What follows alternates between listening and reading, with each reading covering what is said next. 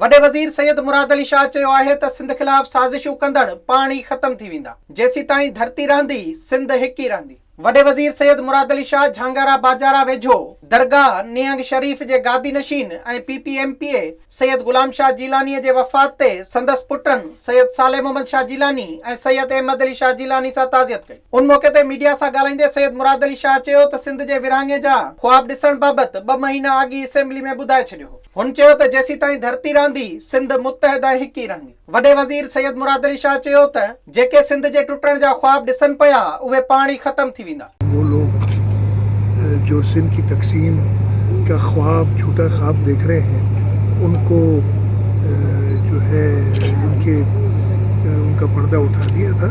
इंशाल्लाह ताला जब तक ये धरती है तब तक सूबा सिंध मुत्तहद और एक सूबा होकर रहेगा और जो लोग इसके टूटने का ऐसे ख्वाब देख रहे हैं वो खुद नेस्तनाबूद हो जाएंगे। सैयद मुराद अली शाह चयो त सैयद गुलाम शाह जीलानीअ जे लाडाणे सां सिंध ऐं बलोचिस्तान जी सियासत में हिकु ख़्याल पैदा थी वियो आहे। विज़िट कयो अवामी आवाज़ मीडिया ग्रुप जी वेबसाइट awamiawaz.pk।